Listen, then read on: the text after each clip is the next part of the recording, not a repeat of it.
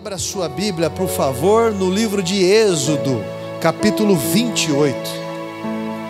Lá no Velho Testamento, segundo livro do Velho Testamento, Êxodo, capítulo 28. Nós vamos ler o versículo 1 até o versículo 4, e nós vamos ler do versículo 7 ao versículo 12. Êxodo 28. Todos acharam? Vocês estão afinados, hein? Vocês estão rapidinho para achar. Olha que bom, hein? Maravilha. Diz assim a minha tradução, versículo 1 do capítulo 28. Faze também vir para junto de ti Arão, teu irmão, e os seus filhos com ele, dentre os filhos de Israel, para me oficiarem como sacerdotes, a saber, Arão e seus filhos, Nadab, Abiú, Eleazar e Itamar. Farás vestes sagradas para Arão, teu irmão, para glória e ornamento. Falarás também a todos os homens hábeis, a quem enchi do espírito de sabedoria, que façam vestes para Arão, para consagrá-lo, para que ministre o ofício sacerdotal. As vestes, pois, que farão são estas: um peitoral, uma estola sacerdotal, uma sobrepeles, uma túnica bordada, mitra e cinto. Farão vestes sagradas para Arão, teu irmão, e para seus filhos, para me oficiarem como sacerdotes. Agora o versículo 7 ao 12. Terá duas ombreiras que se unam às suas duas extremidades, e assim se unirá. E o cinto de obra esmerada que estará sobre a estola sacerdotal será de obra igual, da mesma obra de ouro, e estofa azul, e púrpura, e carmesim, e linho fino retorcido. Tomarás duas pedras de ônix e gravarás nelas os nomes dos filhos de Israel. 6 de seus nomes numa pedra e os outros 6 em outra pedra. Tudo a ordem do seu nascimento. Conforme a obra do lapidador, como lavores de sinete, gravarás as duas pedras com os nomes dos filhos de Israel. Engastadas ao redor de ouro as farás, e porás as duas pedras nas ombreiras da estola sacerdotal por pedras de memória aos filhos de Israel. E Arão levará os seus nomes sobre os seus ombros, para a memória diante do Senhor. Amém? Assente-se por um momento, por favor. Uma vez eu vi uma história, há muitos anos, eu estava com o pastor Jimenez, pastor no Velho Testamento, e nós estávamos numa chácara, lá próximo ao Passaúna, e nos reservamos para orar, para interceder. E ele trouxe o pastor Jimenez, ele era pastor de 16 igrejas na época, né? Foi, aliás, já não tinha sido. E ele contou uma história interessante sobre a questão do sacerdote. Em poucas palavras, eu já falei para alguns aqui. Ele diz que a pessoa que quer servir a Deus é como um bambu. Porque Deus escolhe um bambu no tempo certo e ele corta o bambu das suas raízes. Então ele leva aquele bambu até onde ele quer. E ali ele começa a arrancar aqueles galhos.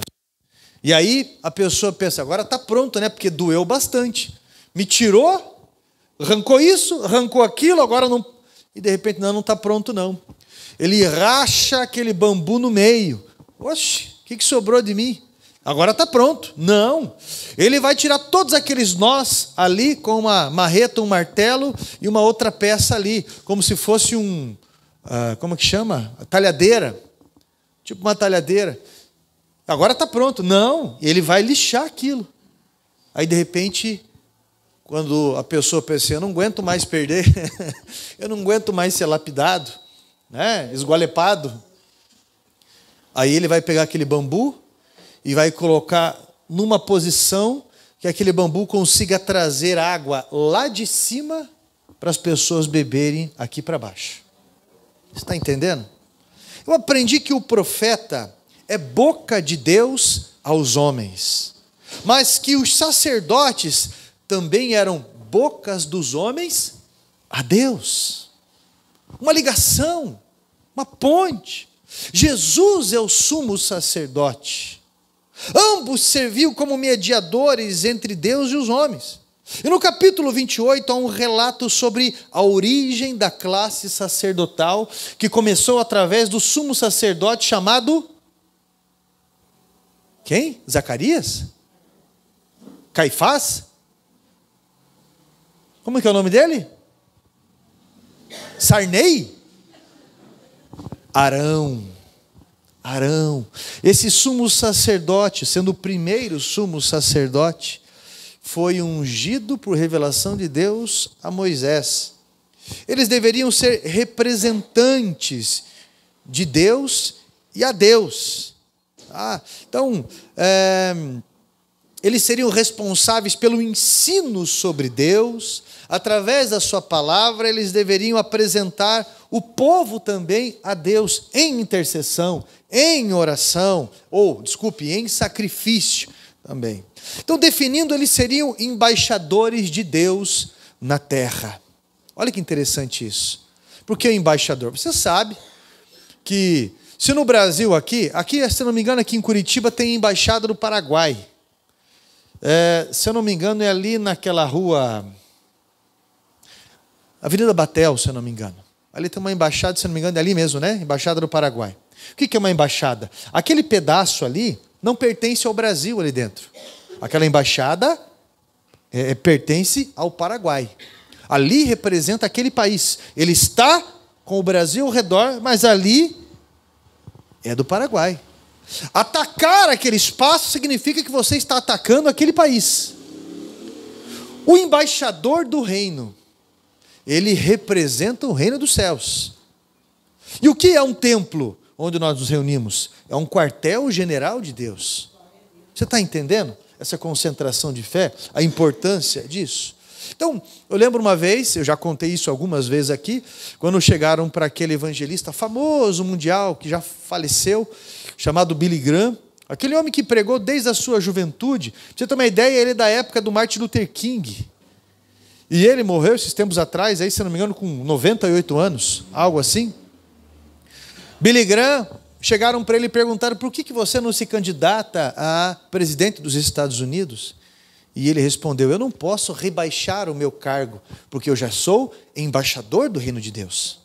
O que eu acho importante ressaltar é que o projeto inicial de Deus não era só uma família ou uma tribo de Israel que fosse sacerdotes, mas ele queria que todo Israel oficiasse esse sacerdócio, refletindo esse sacerdócio sobre as nações da terra, sobre o plano de Deus para a humanidade.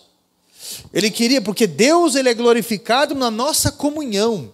Como nós nos relacionamos aqui é onde Deus é glorificado. Por isso que onde há união, como diz no Salmo 133, ali há o poder de Deus. Aonde há falha da comunhão, ali, meu irmão, tem que ter um conserto.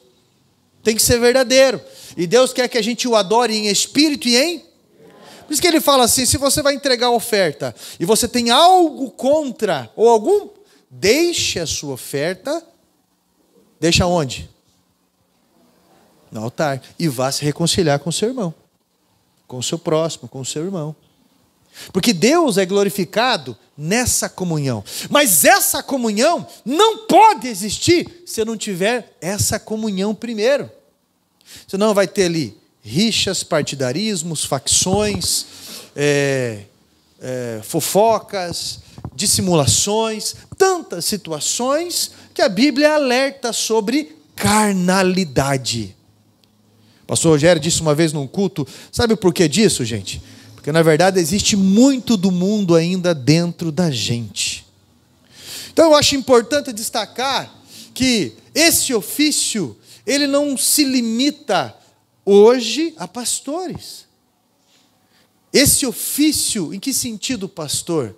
De levar Deus ou representar pessoas na intercessão a Deus, é desejo de todo o corpo de Cristo, de todo cristão, é missão de toda a igreja se importar.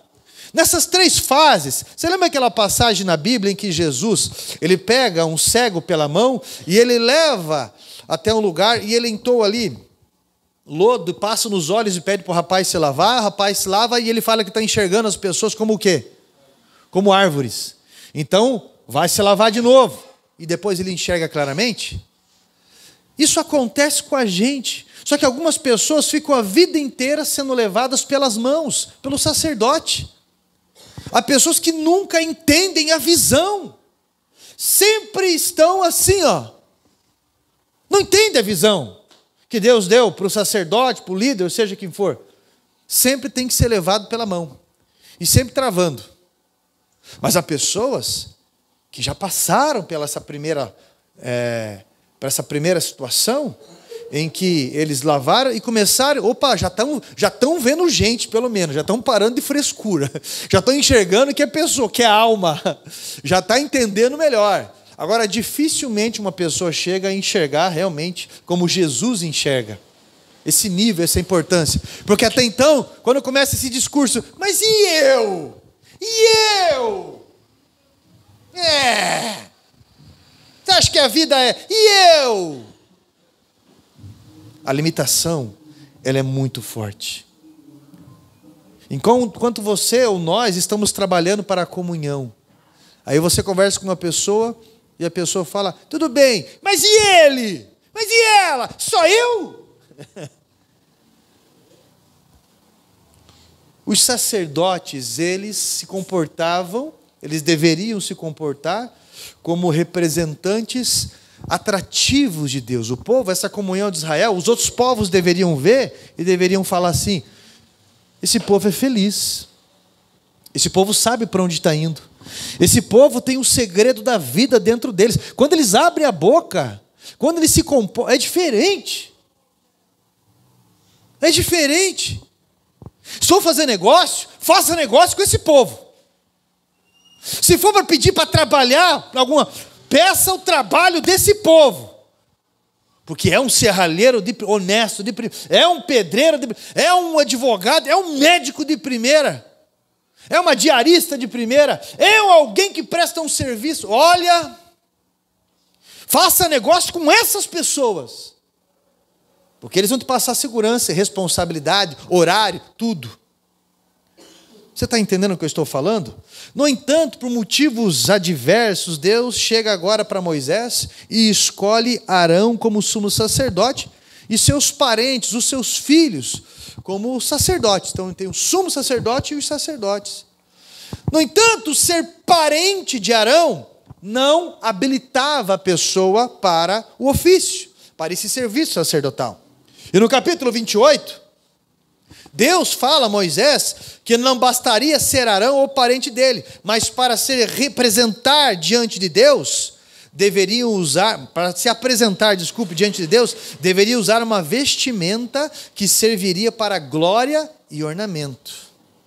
Você está entendendo? Quando você olha para uma pessoa, aqui em Curitiba, aqui no Paraná, uma pessoa com uma roupa bege, acho que é bege, né? Com uma arma do lado, bota preta. O que é essa pessoa? Que profissional que é? É um policial. Quando você vê alguém com um jaleco branco, comprido, tudo de branco, você imagina que é quem? Profissionalmente? Um médico, é da área da saúde. Tem enfermeiro que também usa. Agora, quando você vê uma pessoa com aquela calção com a polpa de fora, com a polpa de fora, com a barriga capolenta saindo assim, ou aquele rapaz com aquela calça, às vezes, que afina a voz, você imagina que é o quê? Pastor, pastora?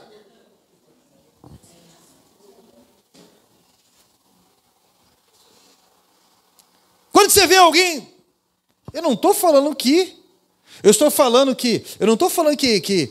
ô pastor, preconceito, para que essa ladainha para o meu lado. O que eu estou falando para você é que o cristão, ele vai se vestir, respeitando a fraqueza ou a condição do próximo, dentro do limite, é lógico, dentro de uma linha de respeito, dentro de um bom senso e tudo mais. Agora imagine, eu não ligo para essas coisas. Deixa chegar alguém e falar assim, vamos lá, eu vou levar você para a minha cirurgia. Vem aqui. Aí, ó. Ou senão chega aquela pessoa daquele jeito, e fala para você assim, vem aqui. Pode deixar que eu vou cuidar dos teus filhos, eu vou ficar de babá hoje deles. Vem aqui. Você está entendendo? É pura hipocrisia. É pura hipocrisia. Mas Deus olha o interior. É lógico que Deus olha o interior. Mas o interior, ele vai se revelar pelo exterior. Pela forma como eu falo. Pela forma como eu respeito o meu próximo. E o sacerdote também. Deus deixou bem claro aqui. Sobre a questão dessas vias que as pessoas... Ninguém está dizendo que você tem que usar terno, ou camisa, ou camiseta. Ninguém está dizendo que você... Não é isso, que o cabelo tem que ser curto ou comprido. Não tem nada a ver isso. Tem que ser saia ou calça. Não é isso. Quando a Bíblia fala que a mulher não deve usar roupa de homem, tem calça de homem e calça de mulher. Uma neurose cultural, uma falta de relacionamento, de exegese, de trazer para a cultura, enfim, uma série de coisas. Mas... a Bíblia está deixando bem claro sobre esse comportamento que irradia, que traz uma noção, e onde tem união, meu irmão, tem força, tem avanço. Se não tivesse pessoas dando calote, a linha de crédito seria muito maior. Você está entendendo? A estrutura, essas coisas todas a nível de ambiente, seriam muito melhor, muito maiores. Olha só, Hebreus capítulo 7, versículo 26 ou 27, mostra que Jesus é o nosso sumo sacerdote. Ele é o nosso Arão, e nós somos os seus filhos, os seus sacerdotes. O apóstolo Pedro, no capítulo 2, versículo 5, diz, vós sois sacerdócio santo. Mas, a exemplo do que aconteceu com Arão, não basta apenas ser parente de sumo sacerdote. Tem que estar vestido com vestes sacerdotais para que possa oficiar diante do Senhor. E ninguém está dizendo que tem que estar de terno e gravata, não tem nada a ver isso. Mas quando eu estou vestido assim, no meu caso, eu estou dizendo que eu respeito você. Eu respeito você. Eu respeito o teu tempo. Eu respeito o teu esforço de vir aqui, de escutar a palavra de Deus e tudo mais. Dando valor. O que eu quero dizer é que assim como o sumo sacerdote, o sacerdote também precisava estar vestido com roupas apropriadas para aquele momento. Jesus quer te revestir nessa noite para que você seja sacerdote dele aqui na terra, para que as pessoas que estão sofrendo, que estão gemendo ao redor, entendam que não precisam passar ou não estar em tal condição. Porque Jesus, as boas novas, pode alcançar essas pessoas e mudar a realidade dessa vida, de dentro para fora. O Velho Testamento é a sombra do Novo Testamento. E ele irá trazer a ideia do que se apresenta no Novo Testamento. As coisas, os seres já existem, só são apresentadas no Novo Testamento. Então, traz certas simbologias que nós entendemos que quando se trata desse tipo de vestimenta, Deus está falando sobre santidade. Esta vestimenta significa santidade, uma separação para Deus. Tanto é que o turbante do sumo sacerdote, ele ficava sobre a cabeça dele, e na testa estava escrito santidade ao Senhor. Por quê? Porque testa, ela fica em evidência. Se você machucar, eu lembro quando eu tinha uma idade, acho que uns 7 anos, eu levei 3 pontos aqui. Fiz um tampão aqui. Para onde eu ia, todo mundo perguntava, o que você fez na testa? O que você fez na... Porque fica em evidência. A testa, ela revela simbolicamente, aqui na Bíblia, o seu caráter, que fica em evidência, que fica sobre resposta de conduta. O livro de Ezequiel, capítulo 9, versículo 4, seu livro diz que ele é incumbido de uma missão, passar pelo meio de Jerusalém e marcar a testa com um X, somente dos que gemiam pelos pecados de Jerusalém, porque tais homens seriam protegidos de uma condenação futura. Apocalipse capítulo 22, versículo 4, diz que os remidos do Senhor estarão diante dele, e sobre as suas testas estará o nome do Senhor. Gravará o nome de Jesus sobre o nosso caráter, sobre a nossa testa. É um exemplo, não é que significa uma tatuagem, não é isso. Desde a queda de Adão, há uma condenação para a humanidade, mas sobre a igreja há o nome de Jesus, o sangue de Jesus que nos marca. No mundo espiritual, quando anjos ou demônios olham para mim e olham para você, eles enxergam esta marca, o sangue de Jesus sobre mim e sobre você. Isso é maravilhoso. Isso é uma autoridade inicial que Jesus nos deu. Hoje eu vou falar aquele cara que está dentro da igreja, ele ou ela, e daí só tem um orgulho religioso, só tem um orgulho porque eu sou evangélico, mas não tem noção porque ninguém respeita. Aí quer pregar, quer ensinar, quer abrir a boca e falar, e as pessoas não ouvem nada, só ouvem a imagem daquela pessoa. Por quê? A pessoa fala assim, não, meu negócio é com Deus, pastor. Pois é, mas se você ama Deus, o que Jesus falou para Pedro? Você me ama, Pedro? Então cuida do meu rebanho. Para você cuidar de alguém, você precisa ter o respeito dessas pessoas. Você precisa ter um mínimo de integridade. Senão, essas pessoas vão ouvir o quê? Não tem moral nenhuma para falar. Vão pensar uma série de coisas assim. Você está entendendo? Aí você encontra muita gente com essa ideia. Êxodo capítulo 28, Deus ordena uma roupa para o sumo sacerdote. Tá? Eu não vou conseguir, naturalmente, nesse pouco tempo, descrever todo esse significado. Mas Deus, Ele detalha a distintiva de um verdadeiro oficiante do seu santuário, como Ele quer. Note que Deus é zeloso nos detalhes e tudo que Ele faz não é fruto de uma explosão, há um significado. Aqui no peito tinha 12 pedras preciosas, né? O turbante escrito santidade, né? Os fios de ouro que se trançava ali, manga curta enfeitada com fios de ouro, né? Pé de 2 ombreiras, uma à esquerda, uma à direita, e nessas ombreiras, pedra ônix, que seriam gravados os nomes dos filhos de Israel, 6 de um lado e 6 do outro, né? As 12 tribos de Israel. Perceba que Deus está dizendo para o sacerdote, olha esse ponto, se você quer ser amigo de Deus, se você quer andar com Deus, você precisa escutar isso. Perceba que Deus está dizendo para o sacerdote, se você está querendo ser o meu sacerdote, você vai ter que aprender a levar pedras nos seus ombros. Porque ombros são lugares, ombro é o lugar de gerar pessoas. Você vai ter que entender que não é qualquer pedra. É sabará. Ô, pastor, o que significa sabará? Sabará significa pedra preciosa. São pedras preciosas. São os nomes dos filhos de Deus. Você vai ter que aprender a levar o povo no ombro. Se eu estou aqui hoje, foi porque alguém me levou no ombro. Pode ter certeza. O primeiro a me levar no ombro foi Jesus. Agora você consegue ter a relação quando Jesus falou, você quer me servir? Você quer andar após mim? Negue-se a si mesmo. E depois? Você está vendo a tua cruz do lado aí ou não? Você está vendo aquela cruz lá no teu trabalho? Você está vendo aquela cruz lá, teu vizinho? Você está vendo? Tem umas cruzes mais leves, umas cruzes pesadas, umas cruzes que não cheiram muito legal. É brincadeira, mas o que é a tua cruz? Você está entendendo? Então, meu irmão, Jesus me levou no seu ombro e depois separou pessoas para me levar no ombro também. Se você está sentado hoje aqui, glorifique a Deus porque alguém levou você no ombro. Alguém tem levado você no ombro. Você está entendendo?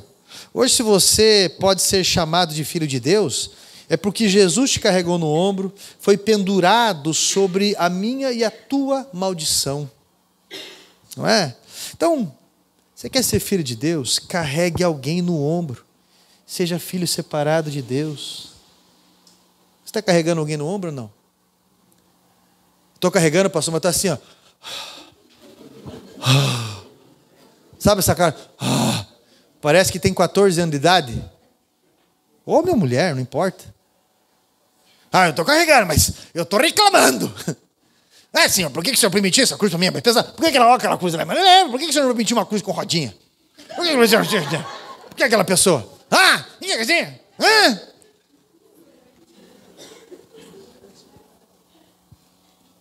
Você pode me ajudar a pregar aí? Pode me ajudar a pregar?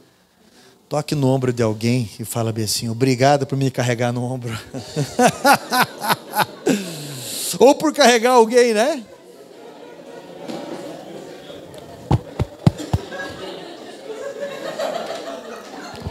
Levanta a tua mão e diga assim: obrigado, Jesus, por me carregar no ombro. Olha só.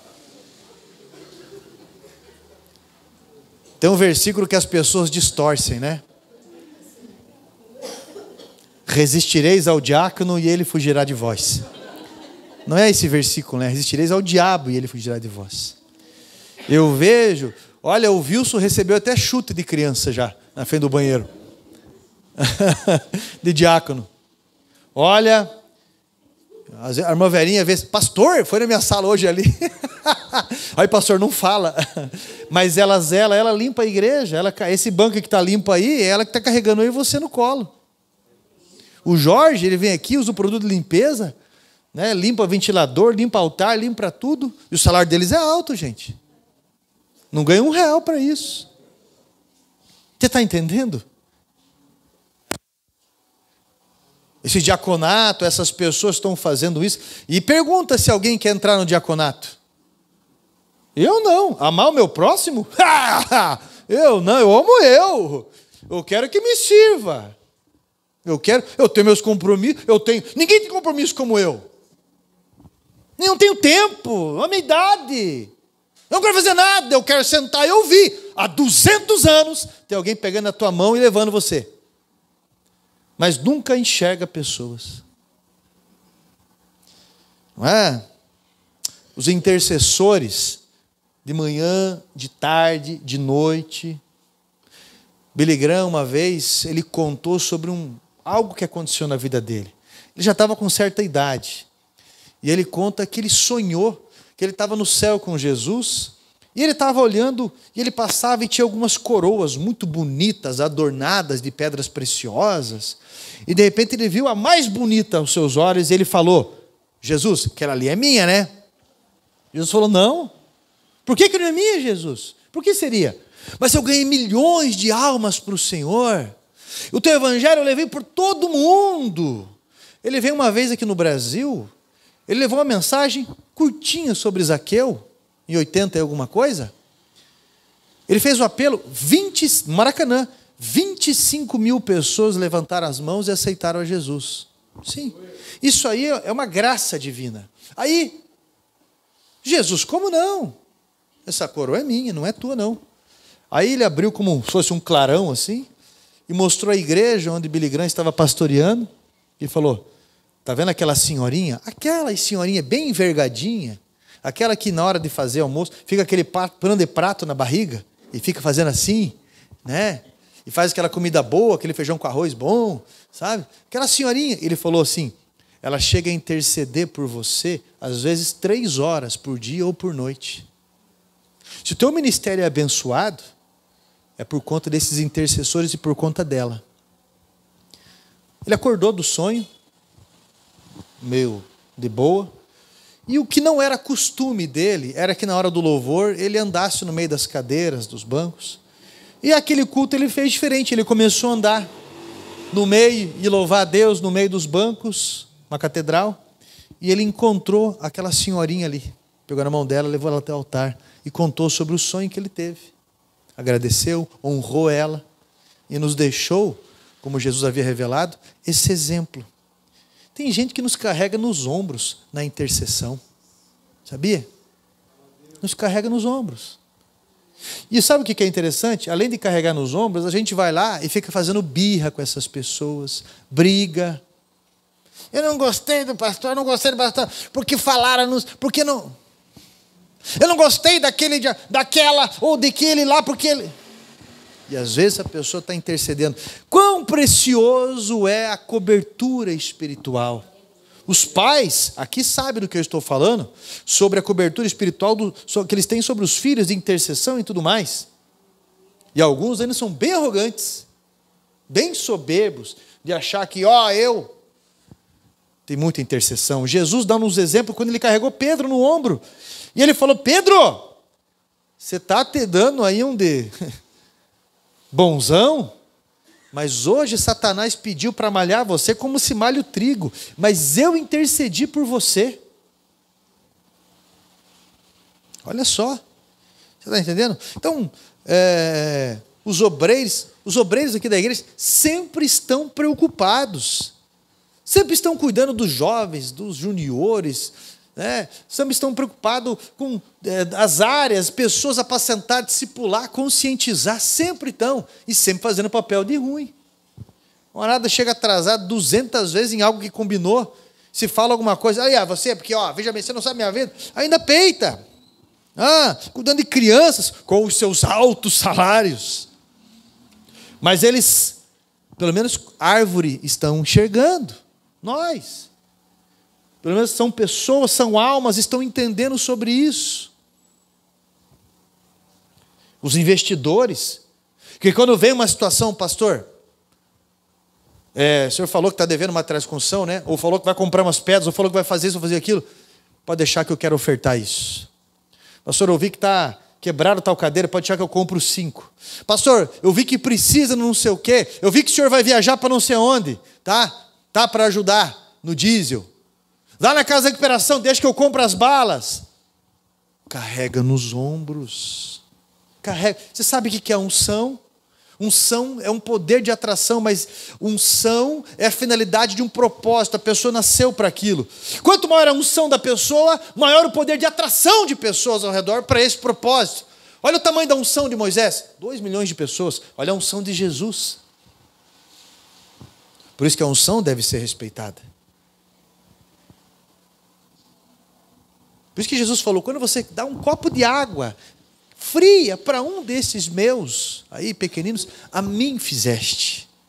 Está entendendo? Então, porque quem não quer ter peso, quem não quer emprestar o seu ombro, não serve para ser sacerdote ou filho de Deus. Não serve, não tem como. Tem que emprestar o seu ombro para levar os filhos de Deus. Você lembra lá? Gênesis, queda do homem, capítulo 3. Deus chega para Caim. Deus sabe onde que Abel está. Deus chega para Caim e fala para ele: Caim, cadê o teu irmão? O que Caim faz? Por acaso sou eu o guardador do meu irmão? Por acaso eu que sou responsável por ele? Por acaso sou eu que sou pastor? Por que tem uma cadeira vazia ali? Por que é isso? Porque, por acaso sou eu que estou chegando agora? Eu que não tenho tempo? Eu que sou jovem? Eu que já tenho uma idade certa, avançada? Deixa para outro. Eu? Dá de ombro.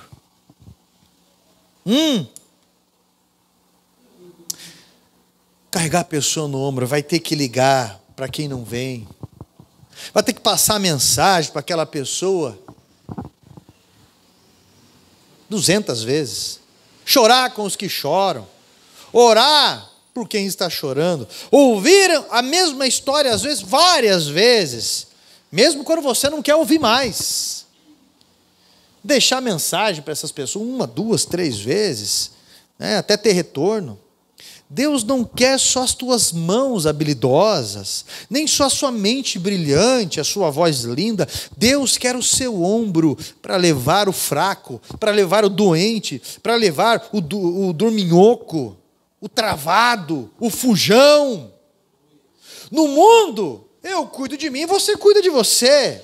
Mas no reino de Deus, eu cuido de você, você cuida de mim e Deus cuida de nós. Cuide do povo de Deus e Deus cuidará de você.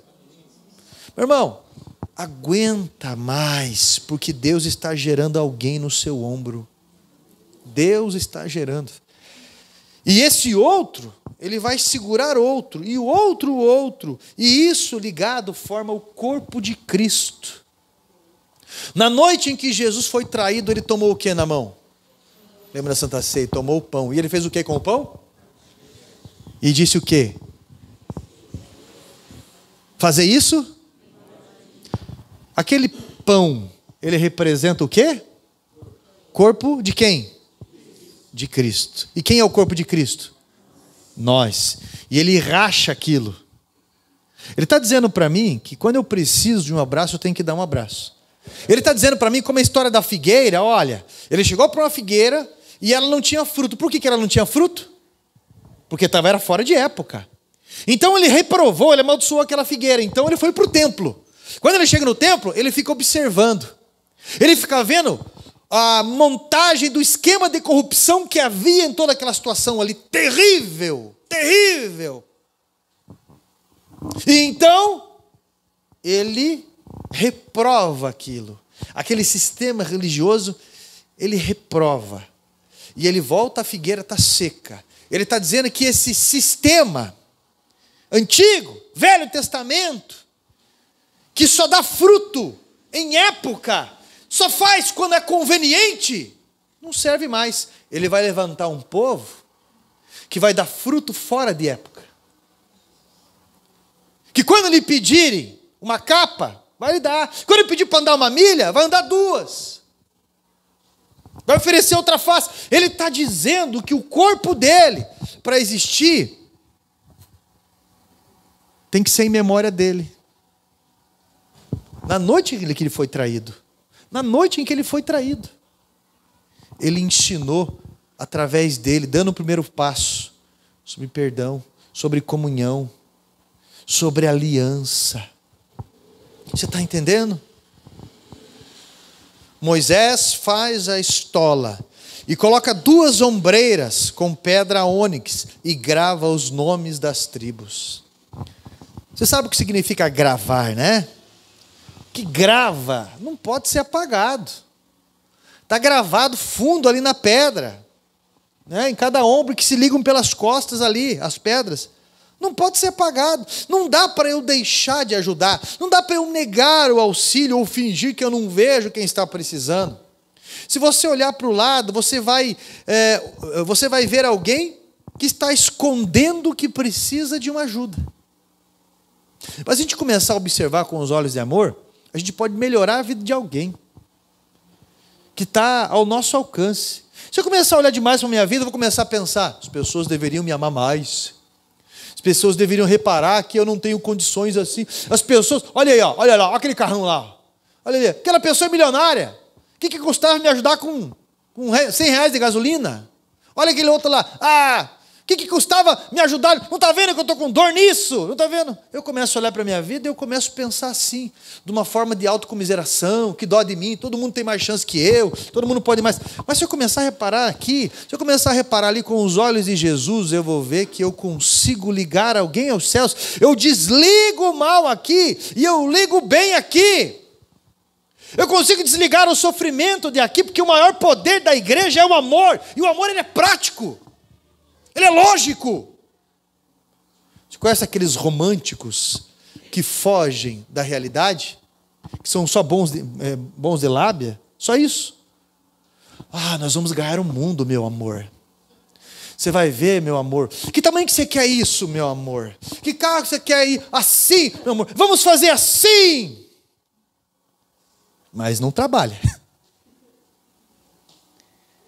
Não trabalha.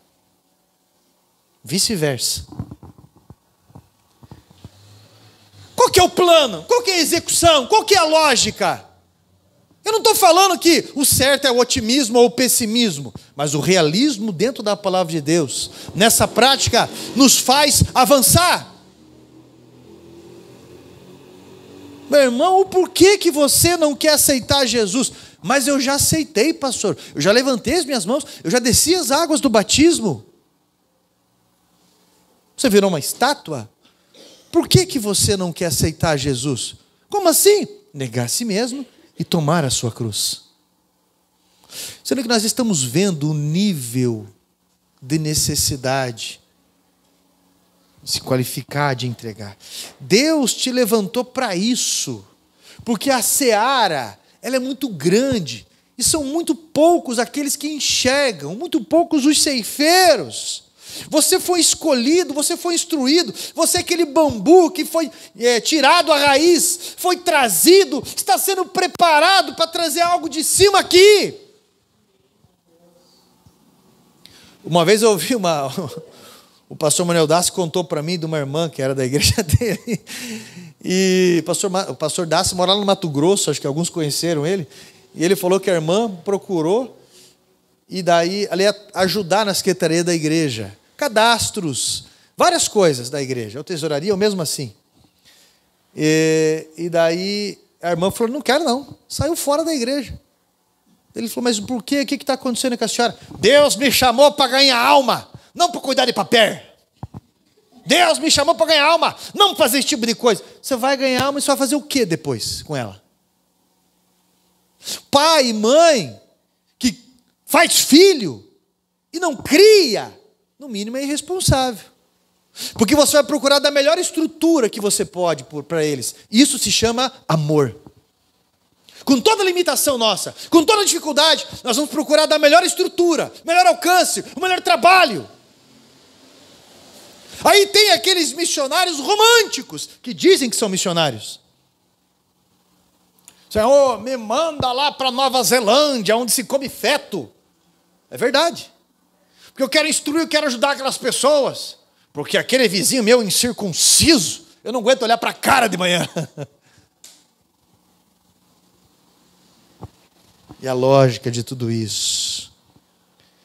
Agora cumpra a missão. Você é igreja vestida, remida e santificada. Você sabe o que é interessante? Há pessoas como Elias. 1 Reis 19:15. Elias, ele está no momento cansado da sua vida. Capítulo 19, versículo 15, diz que ele está naquelas fases na vida atordoada, oprimido, exausto. Porque o trabalho de Satanás, a tentativa dele é essa, trabalhar na exaustão. E então Elias vai para uma caverna e ele fica lá. E a voz de Deus vem de uma forma e o convence a sair de lá. Mas sabe qual que é a fala de Elias? Eu estou sozinho. E Deus fala para ele, não, eu separei mais 7.000 para você, que estão te ajudando. Você começou a pegar uma linha de autocomiseração, que ninguém ajuda, que ninguém faz, que só você, que você está errado, meu amigo. Você está errado, você enfraqueceu você. Tem muita gente boa, tem muita gente de boa intenção, sim. Ajude alguém a sair da caverna. Muitos ventos têm agitado, mas só a brandura, a mansidão, o amor de Deus pode tirar você de lá. Pode tirar aquelas pessoas de lá. Essa semana, nessas devocionais que eu mando, eu acho que a primeira da campanha desse Vencendo o Dia Mal, eu mandei uma mensagem e eu falei assim no final da mensagem, ore pelos seus mentores. E uma senhora que não é aqui da igreja, ela nunca veio aqui, eu acho, ela mandou para mim, no privado, pastor, eu só tive esse negócio de mentores, não funciona, eu só tive decepção. Só lidei com isso, só lidei com aquilo. Eu falei, mas eu também lidei com boa parte nisso. Só que eu acho que você está olhando de um ângulo errado. Agora, porque o teu pai não prestou, a tua mãe não prestou, não existe pai que presta? Não existe mãe que presta? Então eu vou começar um movimento dizendo que pai nenhum presta. Vai chegar perto dos pais e eu vou postar lá. Na semana. Eu vou fazer um mundo de desaforo, por quê? Porque o pai dela, ou porque o pai dele não prestou. Eu falei, então, os mentores Deus colocou assim como referência. O pastor Rogério Murinha é meu mentor, eu nunca fui na casa dele, eu nunca fui no sítio dele, eu nunca, nada. Uma vez eu levei uma mensagem, ele ouviu pregar. Uma vez só ele colocou as mãos sobre mim, lá e intercedeu por mim, que eu pedi, fiquei 1 hora com ele conversando ali. Mas ele é mentor meu. As reuniões que ele está, eu estou lá, eu estou ouvindo, eu estou conversando, eu sei que eu tenho essa liberdade. E tem outros que já nem estão mais aqui. Os livros do Otmani, do Mike Murdock, os louvores de Jim Swagger e tantos outros, palavras profundas. Né? Então, nós temos que parar de discursar e estar e viver com essa ótica de injustiçados. Porque isso não vai levar a lugar nenhum. Lugar nenhum. Você é embaixador de Cristo aqui na terra, meu irmão. Se aquela embaixada precisa de algo, vai pedir lá para para o forte do seu país, vai pedir para as garantias do seu país. Se o embaixador precisa de algo, meu irmão, você vai dobrar o teu joelho, você vai ligar para o céu, você vai falar para Deus aquilo que você precisa. Porque Jesus falou: se vós estiverdes em mim e as minhas palavras estiverdes em vós, pedireis qualquer coisa e vos será feito. Dentro dessa condição. Agora vai ficar pagando de injustiçado até quando? Apocalipse capítulo 16, versículo 15. Eis que venho como vem o ladrão. Bem-aventurado aquele que vigia e guarda as suas vestes, para que não ande nu e não veja a sua vergonha. Algumas pessoas acham que você tem que tomar banho de roupa. O arrebatamento vier, você tem que estar de roupa. Os puritanos achavam isso. Para dormir, nunca podiam estar nus. Mas Deus não está falando disso. Ele está falando sobre caráter cristão. Essa vestimenta. Você tem um chamado, mas talvez está faltando a vestimenta. Deus está chamando você para carregar pessoas nos ombros. Posso até começar a campanha sobre as vestimentas do sacerdócio. Sobre o porquê está descalço, sobre o porquê as pedras, sobre o porquê o turbante. Quem que está com as tuas vestes? O que está acontecendo? Quem carrega os filhos de Deus nos ombros? Eu quero orar por você. Eu quero que você se coloque em pé em nome de Jesus.